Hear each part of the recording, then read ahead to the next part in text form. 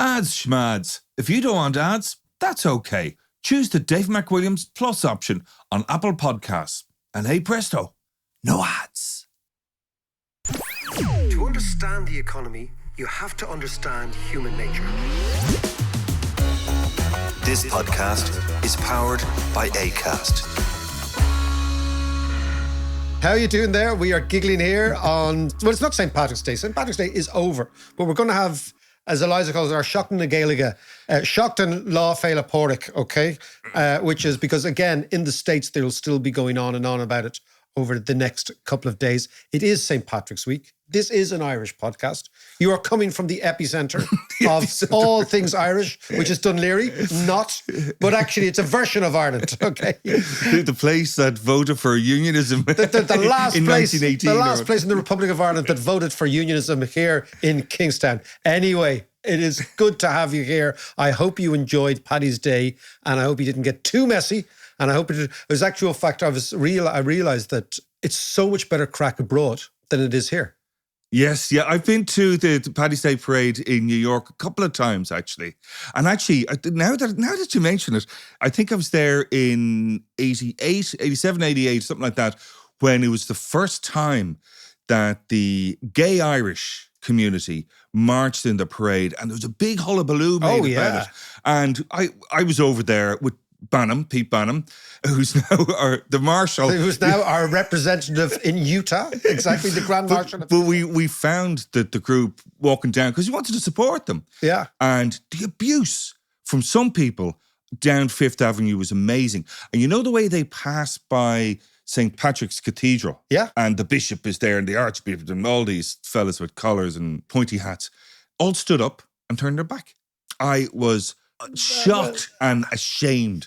Well, yeah, I mean, the thing about Irish America is that it reflects Ireland, which is, in a way, which was then very, very... An old Ireland, I think. Old Ireland, was very, very homophobic. And now it's gone the other way. Yeah. Now it's gone the other way, you know, so to where the Conservatives feel that they are in a minority. Yes. You know, so it's kind of, it is interesting, but it's true that certainly in London over the last couple of years, St. Patrick's Day has become a much, much bigger event. Much, much bigger than when we were there years ago. It's always been a big event. But what it is, John, it is an expression of soft power. And I know that certain of us don't see it that way, but the notion that you have this one day where an enormous amount of people who are not Irish or of not Irish descent celebrate Irishness, even if it is in a sort of a Hollywood Disneyized version, it is something quite phenomenal. Yeah. And I'm gonna read you. You know, you think St. Patrick's Day is a reasonably recent idea. You know the way, for example, the Victorians invented tartan to create an image for Scotland, right? It was actually entirely... It was entirely invented. And lots of people say, oh, I presume St. Patrick's Day is the same thing. It's an invented notion of Victorian age, but it's not. And I'm going to quote you something here. Okay. Here's an extract from the Journal of Thomas Dinelly, Esquire, giving some account of his visit to Ireland in the reign of Charles II. So this is the late 17th century. Wow, it's a long, long time ago. And this is it. It's written in all ye olde English thingy. And he said... The 17th day of March yearly is St. Patrick's, an immovable feast when ye Irish of all stations and conditions were crossed in their hats, some pins, some green ribbons, and the vulgar superstitions of wearing shamrocks, three-leaved grass, which they likewise eat, they say, to cause sweet breath. Oh, okay. Now he goes, this is in a visit to County Clare. Right. The late 1700s, right? The common people and servants also demand their Patrick's groat from their masters, which is some money, right? Right, okay. From their English masters, which they go expressly to town, though half a dozen miles off, to spend, where sometimes it amounts to a piece of 8, or cob, or piece, and very few of the zealous are found sober at night. Right, okay. So not much has changed then. So not much has changed, but what it means is that Paddy's Day is a very, very old celebration here. It's very, very old. So if in, the 1700s, these guys English visitors were talking about it. It's a very, very, very old custom. But see, I always thought that this was a brilliant piece of marketing by Board Folger that they reintroduced in the 50s or 60s No, or whatever it's really it is. old. Really, like I am surprised at that. Yeah, so was I. But I mean, it's when you have the evidence Yes, yeah, well, of Dinley Esquire in... who am I to contradict Dinley? Yes, Esquire. Look, so think of Charles II of England, ruled England, Scotland and Ireland from the Restoration in 1660, the restoration of the monarchy after they cut the other fella's head off, right? Until 1685. So we're talking a long, long time ago. The late 1600s, Irish people were celebrating. I love the fact that we ate shamrock to sweeten our breath after a rake of pints, right? But it is a very, very old celebration. But to look at it in the global context now, I have always believed that the diaspora, the tribe, as I like to call them, the tribe outside, are a massive, massive, massive resource that we don't use properly. And the reason I think they're a massive resource is because you've got this notion of hard power, right? That's the power of... Putin is a great example of hard power, right? Yeah. You know, you are absolutely dominant in physical violence, in diplomacy, in being taken seriously because you force other people to do your bidding. Yeah, yeah. Soft power is when you persuade other people to do your bidding, when you exist in people's heads, where there's a notion of you that resides in a person's head. It's like marketing, advertising, it's branding. Branding. It's branding, it's all branding, right? So if you look at St. Patrick's Day, what it does do is it actually reanimates the brand of Ireland, which is a fun brand, it's a joyful brand, it's a giggly brand, doesn't take itself too seriously, and it's associated with good times. And it's associated with people who are largely liked around the world, right? Yeah. And these things are unbelievably potent when it comes to real economics. When I talk about real economics, I'm talking about industry, I'm talking about manufacturing, and I'm going to talk about what we're going to talk about today, the creative industries, and specifically film and TV, simply because there has been so much success.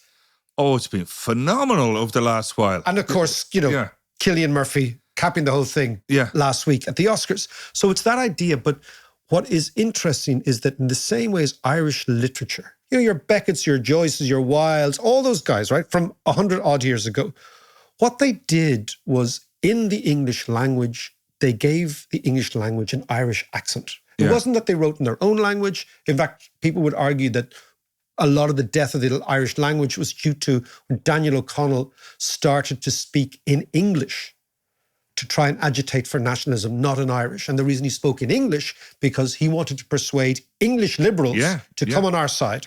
But what you have is, you know, whether it's the Sally Rooney's, whether it's the Paul Lynch's winning the Booker, all that sort of stuff, because, you know, I'm putting the book festival at Dalkey together now. Yeah. And the amount of Irish talent in literature at the moment is off the scale, right? Yeah.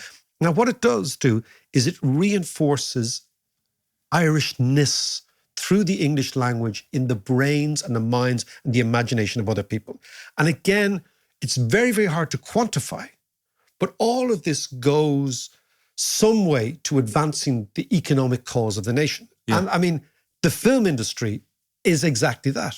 What it does is it projects an image of Ireland or Irishness into an international stage. Yeah. So you're in people's living rooms. And when you're in people's living rooms, you're in people's heads. And that's the really important part. And that's the crucial part about branding. Apart from Far and Away with one of the Nicole best. Kidman and Tom Cruise. Do you know where I saw that, John? That should be out of people's heads. No. In actual fact, we should actually rerun that. I saw that in the Forum in Glasgow. Do you remember that? I remember which has that. now become a Centra. Yeah. Which is a reflection of all things that are bad in Ireland. The Forum in Glasgow. That actually just speaks volumes. Right now, the Irish film and TV and animation sector, because don't forget animation, we have won Oscars. Huge, right? Yeah. And it's all located in Kilkenny, which is amazing. But it's estimated to be worth 692 million euros per year. Okay, so $500 million. So it's a big industry. Yeah. 11,000 jobs, indirect and direct. You know, basically, you've got everything from, as you say, sound engineers, you've everything from, you know, runners, you've all that sort of stuff, right? So it's a big industry. It's consistently been supported by the state, and it has to be.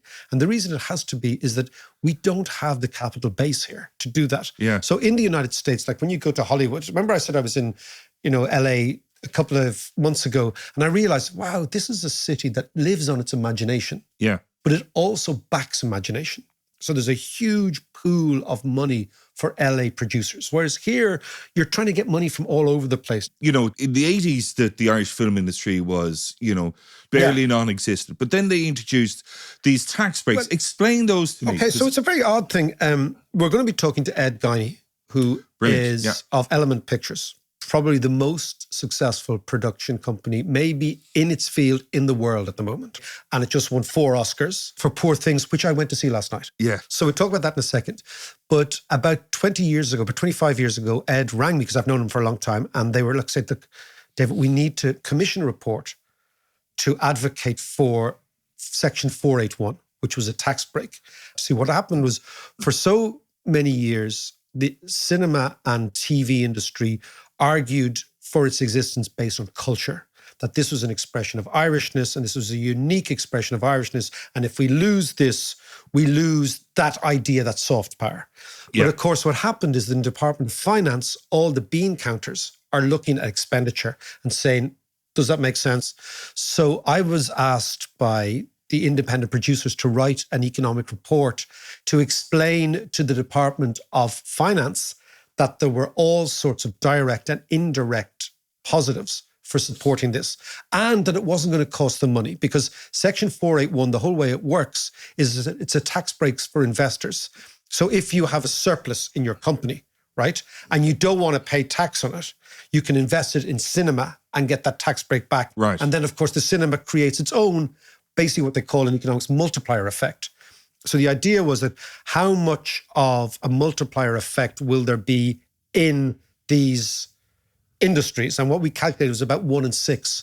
So for every €1 spent, there was this 6 times multiplier over a number of years. And that was a report that I wrote for Ed and Alan Maloney and a lot of other producers that are now doing great stuff. It fucking worked. Tax system works. Yeah. Well, yeah, and adjusting the tax system works. Yeah. And basically, on the one hand, you have this perception that Ireland is always tinkering around the tax system and it's an unfair advantage. Yeah. But it's not what you're supposed to do, though. That's exactly what you're supposed to do. And it does work. But again, at the core, John, is this big, big discussion between what is the future of Irish filmmaking?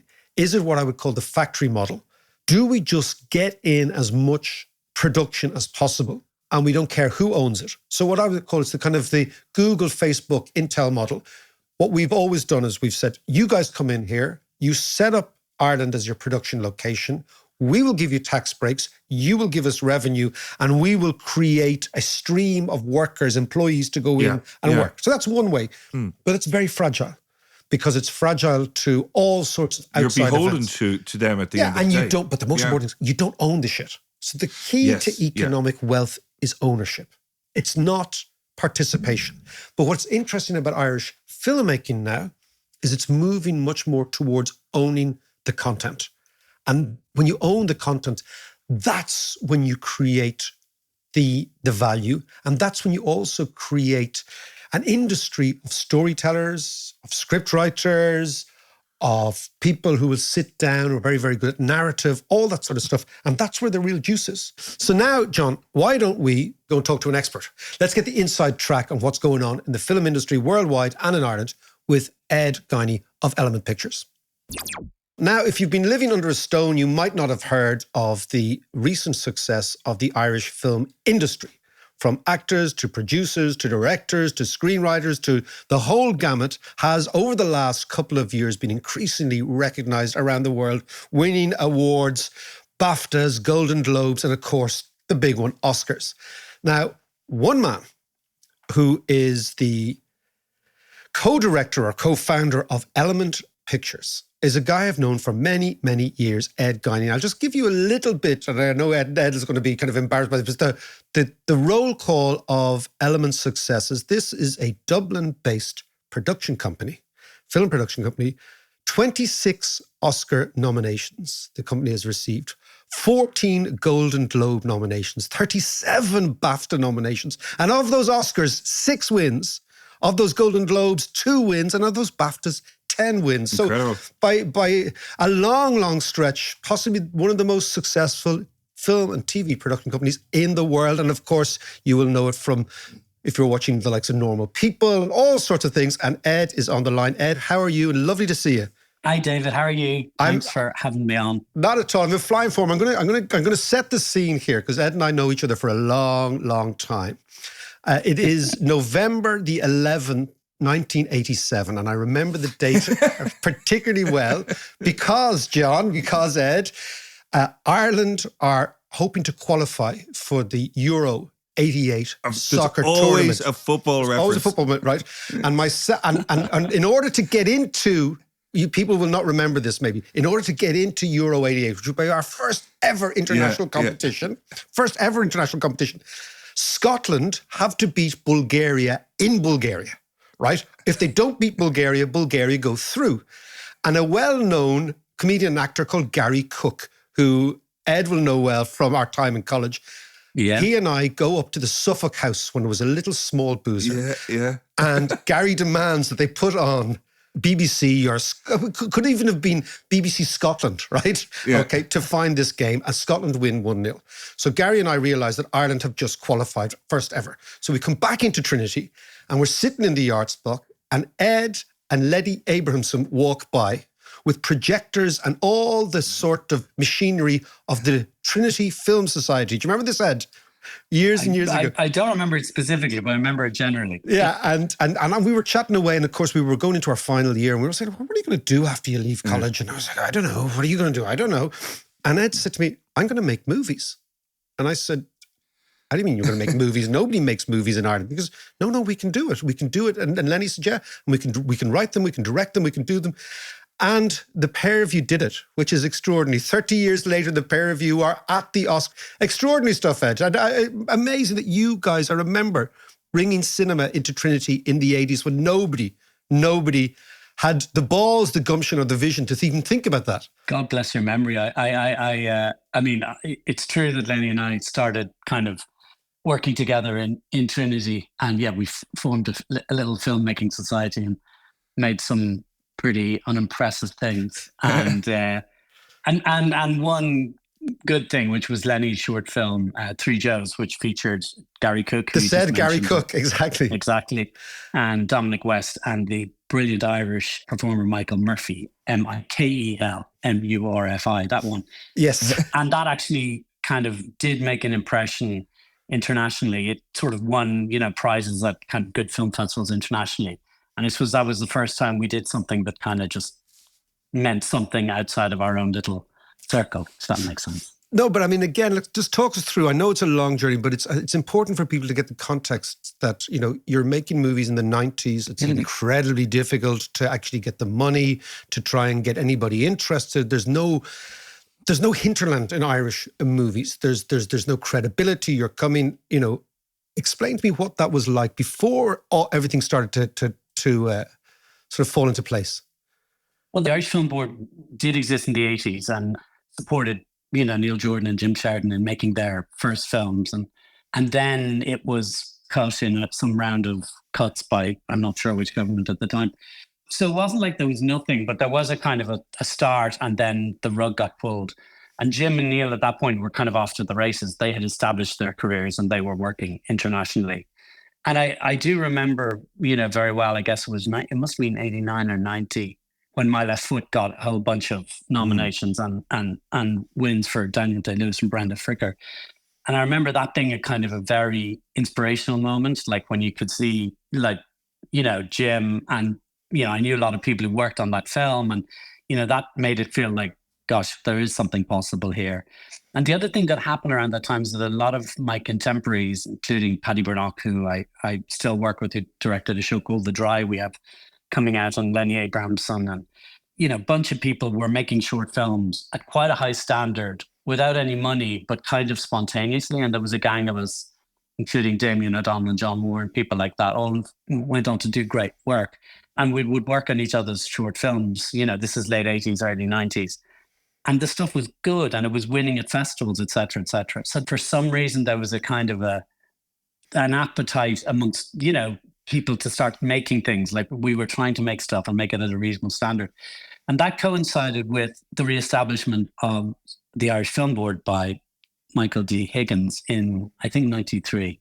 And so we were, just starting off when the film board was reestablished. And that just meant that there was actually money there for the first time. And that sort of was, incredibly important. And so many of us have grown up with that support, with the film board support. And had that not been reestablished, I don't know, I suppose we would have all moved abroad and maybe done it elsewhere. Yeah, no, because I remember you gave me a ring. You gave me a call about 1998 or 99, and you said, "Look, we need some economics reports here. We need to move this one." And you said, "What do you know about film files?" I said, "I don't know anything about it." And you said, "Look, I'll tell you it all." And do you remember we wrote that report? I think it was 1999, yes. and to try and preserve what became Section 481. Yeah, exactly right. And I think that was about sort of trying to make the kind of economic arguments as well as the cultural ones, sort of. And I think what is true now, I think, whatever, 30 years on, as you say, is that the kind of validity of the film industry or film and television industry as something that's culturally important, that's economically important, that's commercially important, that actually makes sense. That, I think that argument has largely been won. I don't think anyone would dispute that particularly. But back in those days, in the mid to late 90s, it was very, very fragile. So although there was a bit of money there, I guess you were kind of trying to justify it not only in its cultural terms, but also in those other ones as well. And as I say, I think that battle is largely being won. So, okay, Ed, bring us up to now. We have an industry. Give me the big trends from the industry. Give me the position of Ireland, and give me what you think is the sort of vision of the future of the industry in Ireland. Well, I think it's quite a tough time in the international industry at the moment. We're coming off a kind of what was peak TV, which was sort of coincided, I suppose. I mean, it was growing on the way up to the pandemic, but actually really crystallized there in a way because so many people were kind of signing on to Netflixes and all this kind of stuff because they had free time. And the big dynamic with Disney and Netflix and all of the streamers was to get subscribers, was to get people to sign on. So that led to a kind of a content boom, which didn't necessarily ultimately make a hell of a lot of sense financially. And subsequently, a lot of the streamers have realized actually that they're kind of just constantly making new things in order to get subscribers. They feel no longer is justified. In a way, also Netflix has kind of pulled away from the rest of them and is by far the kind of the strongest of the streamers. So we're actually in a moment now where, the amount of television drama that's been made has, been cut quite a lot. And also cinema is now recovering from the pandemic, but obviously cinemas were, really badly hit by the pandemic. So there are positive signs in cinemas, particularly last year when you see the Barbenheimer phenomenon and indeed our own Poor Things and a bunch of movies that actually, people were going to see and were doing very well at the cinema. So it's kind of, I think we can say sort of cinema is back or was back at the end of last year. But the other dynamic that was going on, again, people maybe have heard about this, was a big actors strike and a big writers strike last year. And that actually meant that nothing was made for months, which now means that there's a shortage of product. So, right. In our cinemas, we're looking at this year and just going, well, like, what are we going to program in a way that we've never had to think about that before? So there's a lot of kind of storm clouds and squalls, and the industry is internationally there's a lot of kind of dynamics that are not necessarily very positive. But the one thing that I think, that endures is there is absolutely a demand. Audiences want to see good work. Absolutely. Yeah. That absolutely endures. And again, I think, the recent success of those films that I mentioned, I think makes that point. But there is a kind of market failure at the moment as the streamers retrench, as, distributors who were badly hit during the pandemic are just trying to figure themselves out. Cinemas are closing down. So I think at the heart of it, there is absolutely a demand. And I feel very positive about that looking into the future. There's absolutely demand for high quality film and television content. And in a way, maybe doing less, but doing it better is not a bad thing. I think there was a sense that lots of stuff got made, but actually the quality was incredibly variable. There were some great things, but there's a lot of dross. So I think that there's maybe a kind of a little bit of, survival of the fittest as we move forward, which isn't a bad thing at all. And a bit more quality control, if you like. And I suppose when we look to the future as Element, like what we do is we don't do Marvel movies or, Star Wars movies. Where we exist is in I guess, what's called the smart house world, which is specialty, smart house, prestige, whatever you want to call it, where we make films that kind of primarily are distributed by the likes of Searchlight, which is owned by Disney in the States, or A24, which is another studio in the States. And they're kind of, I suppose, they're the kinds of films that would be a little bit outsidery, kind of hopefully awards contenders, very director-driven, more authored, less dependent on kind of shiny IP, and I would say less derivative. Generally, stuff that's kind of more original, and people are taking big swings in terms of like the boldness of the material. And I think if you look at the last few years, if you look at Parasite winning Best Picture at the Oscars, if you look at last year, Everything Ever All at Once, you look at Oppenheimer, which, let's face it, is a 3-hour, quite slow, quite ponderous, story about the man who invented the atom bomb. Like, it's not an obvious one, and yet it nearly did $1 billion. And the phenomenon that is Barbie. So you're kind of seeing, actually, the stuff that's succeeding in the cinema now is the stuff that's a bit different and bold, and that gives me great heart going forwards. And that's the business we are in, and we want to continue to be in, which is making kind of, I suppose, ambitious, authored material that's audience facing, that we can put out into the world. Ed, can I ask you about Ireland? Because Ireland is always, very much, we're trying to attract in industry, we're trying to attract in money as a general rule. It's the small country dilemma. You just don't have the capital market, and you don't have this huge pool of talent. You've nodes of talent, and you've little groups and gangs, but as a general rule, you're still competing. And what is always the case in Ireland is we've always got this conflict, whether it's in economics, or it's manufacturing, whether it's in tech, and whether it's in culture and cinema, between what I call the factory model and the creative model. So the factory model is, we give tax breaks, come on in, build your factories here, build your, in the TV production side, build your production facilities here. But you know what? The talent doesn't necessarily have to come up from here. And it's a sort of a volume game, right? And then there's the other side of Ireland, which is the deep well of creative storytelling here, which is really where the cream is on the top of the bottle. It's really where the value is. But yet sometimes we don't have the confidence to back ourselves, and we go for the volume. So it's a wee bit like, when the multinationals came in, we said, don't worry about IP, don't worry about research, just make the shit here. And then we'll give you a tax break and you'll give us jobs. And I see something similar in the creative space. So kind of explain that to me, and where you think we might be going. I mean, I think that's really true. I think that is the case. I think that there is a kind of a dual sort of industry, in the sense that you put it well, the kind of, let's call it the factory, and I call it the indigenous, but it's sort of the offshore, the indigenous. But I think that we have sort of been over-reliant on, in terms of growing the industry here and bringing in big shows from abroad to basically just locate here and be made here. And listen, there is absolutely a place for that. I'm very supportive of it. It provides great employment. It provides, lots of opportunities for people to move up, from a junior position to a more senior position and earn their wings and all that kind of stuff. Like, it is positive in lots of ways, but it's also very vulnerable. It's very vulnerable to exchange rates. It's very vulnerable to what we're seeing, which is to the downturn in the international industry, which we're seeing now. So just there's less stuff being made. It's very vulnerable to what tax breaks exist in other territories. So you can keep tweaking your tax break to make it more or less competitive. And the other thing is that it obviously employs people, but it doesn't really leave anything behind in terms of, there's no ownership left behind. They come, they make it, and they leave. And I strongly feel that if we want to build an industry here and take advantage of, we've had a great run, recently, and I suppose going back to, I don't know, when John Carney's film once got an Oscar nomination, that was a wow. That was a big deal. Yeah, I remember that. Yeah, it was. And then we had Room in Brooklyn another year. And, we've, over the last decade or so, we've been consistently turning up, at the top table. And for a tiny country like Ireland, it is kind of surprising that is the case.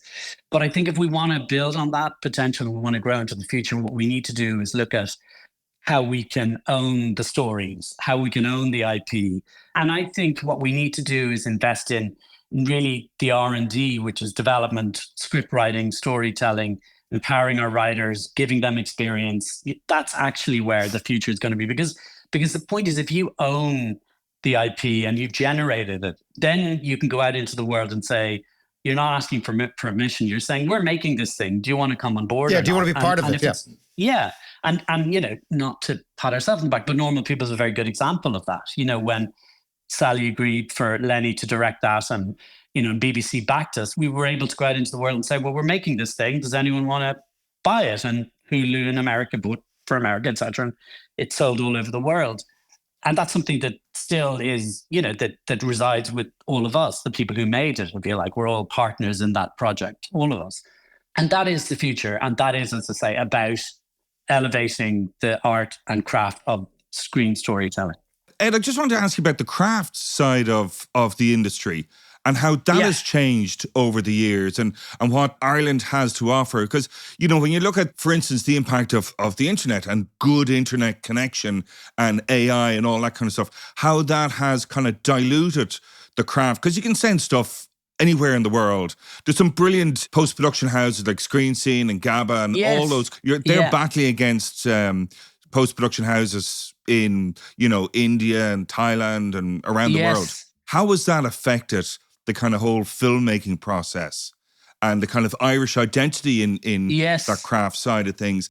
Mind you, I mean, from what I know, they're really holding their own, like the Irish. For Oscar week, there's a whole sort of trade mission component to that. And there's an event called the Oscar Wilde Awards, which is, you know, a couple of days before the Oscars, which is to honor kind of Irish people working in the film and television industry. And there were a lot of people from, you know, Screen Scene and Windmill and all that. They were all out in force and they were going to the studios and, you know, selling their wares. And there's great expertise there. I mean, it's a craft, but also there's great expertise in the kind of the visual effects teams in those places, and they're doing brilliant work. I think, you know, AI, and I'm no expert on it, but it is definitely going to change things in our business in the way that it will in every business, and it will have a radical impact. I suppose it's even more reason to kind of invest in the things that maybe AI can't do, which is kind of exactly. Originality, creativity. You know, AI is great at replicating and feeding off what pre-exists, but actually, you know, the future is really about great new bold ideas, and that, you know, it's certainly at this point can only come from human beings. So again, I think, you know, we're kind of future-proofing ourselves by investing in kind of human capacity, human creativity, and in its purest form, and back to the whole point around storytelling. And in this regard, this week you have a festival. So tell me, because the festivals of screenwriting, and again, when I'm going back, you know, I'm going back a few years, if you'd said, oh, we're going to put on a festival of, you know, screenwriting in Dublin, people are like, yeah, really? You know, and yet you've got a festival coming up this weekend, starting Thursday the 21st. Tell me about this, and tell me about what you hope to achieve, who's coming, what the vibe is. Yeah, I mean, so it's something that I've been thinking about doing for literally years and years, and really in a way kind of predicating what I just said there, which is actually, you know, in the beginning is the word, like we just have to invest in that. That's what it's all about. And also, I guess, you know, there is this thing of like Ireland being a nation of storytellers. And actually, although it's a cliche, it's also sort of true. I mean, you know it, you see it in, I don't need to tell you about your own festival, like the power of Irish and, you know, fiction literature. It's unbelievable. You know, even like a few days ago, Paul Murray winning that, you know, that prize, and it just, it keeps on going. Like, it's extraordinary and hard to explain, but it's there.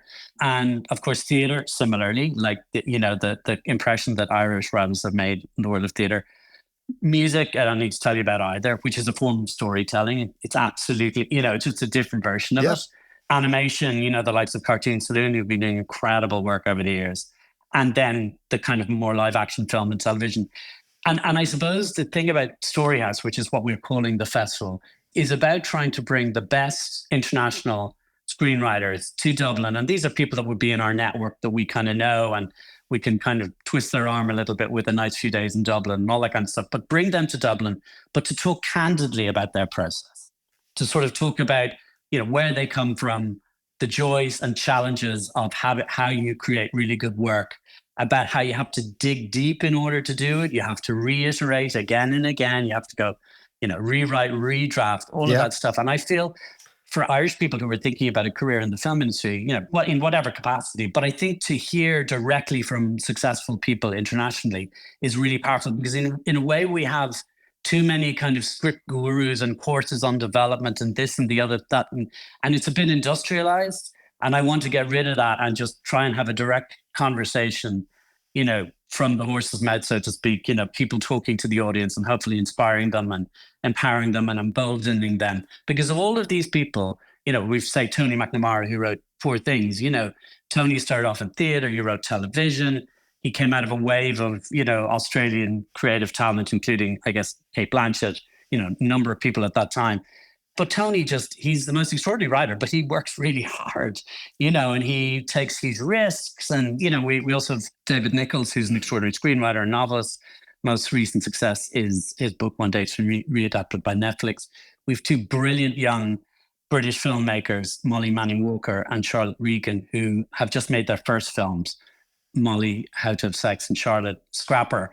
And they're going to do a panel together about how you make your first film. Both of those films have done really well. They both were nominated Best British Film this year at the BAFTAs. These are young women just talking about their process, how they can actually... And I'm certain Kate Dolan, a young Irish filmmaker, is going to interview them. And I'm certain that there'll be people in the audience who will be inspired by their story. Nancy Harris is going to do a deep dive on The Dry, the show that we're just about, the second season of that is about to go out in the UK and hopefully here in Ireland soon. Which is a wonderful show we're very proud of. And that'll be a deep dive in the development of that, how you kind of build the first season and then you try and replicate it again. And the second season of The Dry just got 5 stars in The Guardian, you know, so it's formed in a really good way. And it's the idea of saying how this, it's kind of looking at the mechanics, the nuts and bolts, because I think you are right. Because you have all these courses saying, you know, script writing courses, maybe given for people with great intentions and you know, really the best intentions, but maybe not having the experience of actually, I had an idea, I sat down, I wrote it, I got a producer, we got some money, we went from here to there, but then we put out a pilot and somebody liked the pilot. Because it is kind of miraculous that any of this stuff gets made. It is miraculous when you think about the amount of things. And just finally then, so Thursday and Friday, the weekend, is all storytelling. It's all cinema. Where is it? Where can people even... It's taking place at the Lighthouse. We may not have many tickets left, but if there are, we'll put them back up on socials and on the website. But we're looking forward to it. Ed, what's the website? It's storyhouseireland.com. Well, listen, Ed, again, from those very strange beginnings, November 1987, the Irish football team, unlikely qualifiers, Irish lads, unlikely movie makers, and here we are, Oscar winners. Wonderful story, Ed. Listen, great to talk to you. Congrats, lovely to see you. Thank you. Thanks, David. Thanks, JD. Thank you. See you shortly.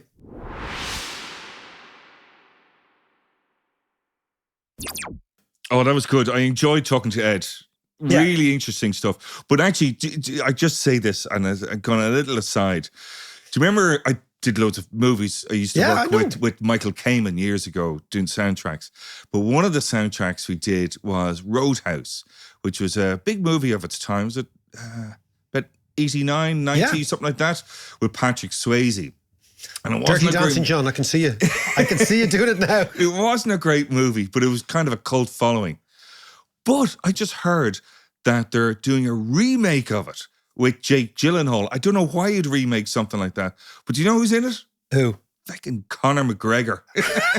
Irish soft power. There you go. Proper 12, isn't it? What's his name? I have no idea. Proper 12, isn't it? Just beating people up. That's beating people up. Yeah. Well, I mean, that is another version of it. But, you know, what I get most out of the conversation with Ed is it can be done.